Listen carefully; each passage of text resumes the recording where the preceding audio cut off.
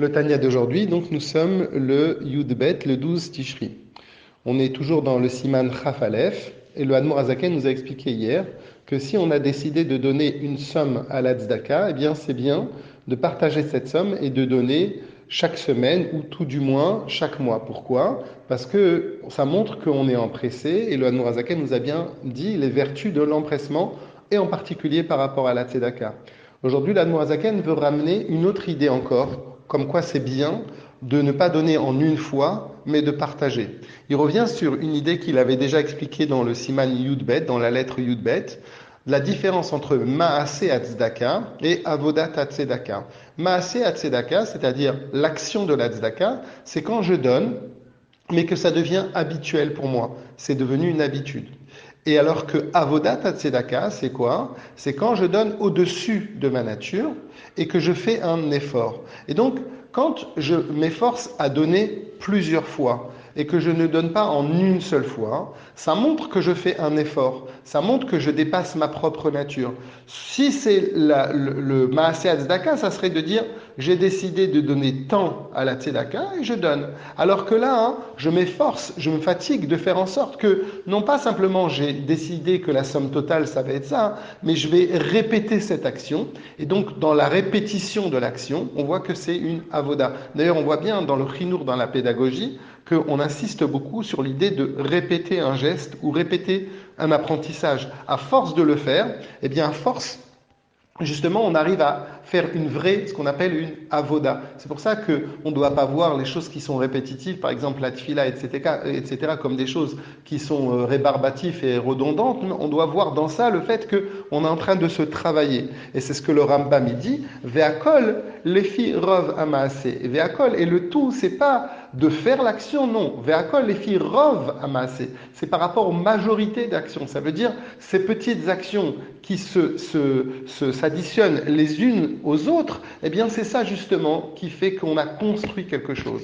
Et c'est pour ça que le Rambam il nous dit que à force de travailler, à force de faire cette avoda au quotidien, eh bien on va raffiner, on va purifier. Et donc c'est un peu comme on pourrait dire dans une relation, dans un couple. Ça, c'est bien beau d'offrir des très gros cadeaux une fois de je sais pas quoi, mais ce qui est beaucoup plus beau et ce qui est beaucoup plus fort, c'est des petites actions au quotidien qui peuvent paraître anodines, mais qui justement resserrent le lien et nous transforment. Et c'est ça justement que grâce à la tzedaka, eh bien, on fait venir la lumière d'Akadosh Baruch Hu, le Or En Sof, comme dans un couple. C'est marqué Ve'ata mechayet kulam. Hachem, toi, tu fais vivre tout le monde. C'est-à-dire que de la même manière, à partir du moment où moi je fais de ces petites actions au quotidien, ces multiples petites actions, eh bien, à ce moment-là, je vais faire venir la Shrina. Donc, si je m'habitue chaque jour de donner la tzedaka et je ne fais pas en une fois, eh bien, quelque part, je suis en train de faire ce réveil d'en bas qui va faire qu'Akadosh Baruch Hu va s'unir, pas une fois avec moi, mais il va s'unir plein de fois avec moi. Autant de fois que je vais mettre la tzedaka, autant de fois il y aura la Shrina qui va venir s'attacher à moi. Et le Admoazaken continue, il dit en particulier sur le fait de donner la tzedaka en Eretz Israël, comme il avait déjà dit à d'autres, encore une fois, pour le Kolel Chabad, c'est-à-dire l'idée c'est que c'est pas simplement la tzedaka, mais en plus pour des l'homme des Torah, pour des gens qui vont propager la Torah, et en plus dans Eretz HaKodesh, en Eretz Israël, donc tout ça c'est des qualités supplémentaires dans la tzedaka, et donc ça ramène la Shrina sur nous. La Shrina est aussi appelée Nefesh. Pourquoi? Parce que Nefesh, ça veut dire de source de vie. Et donc, à partir du moment où justement je mets la tzedaka, eh bien je m'attache à Kadosh Baruch Hu. Hachem, en retour, il me procure un supplément de vie. Et en plus de ça, on voit que justement la tzedaka, elle a une qualité supplémentaire, puisqu'on dit Gdola tzedaka, chez Mekarevet Atageoula, la grande est la tzedaka, hein, que grâce à la tzedaka, eh bien, on rapproche la Géoula, parce que effectivement, c'est le même processus qu'on avait dit. La tzedaka, c'est la mitzvah par excellence au niveau de l'action.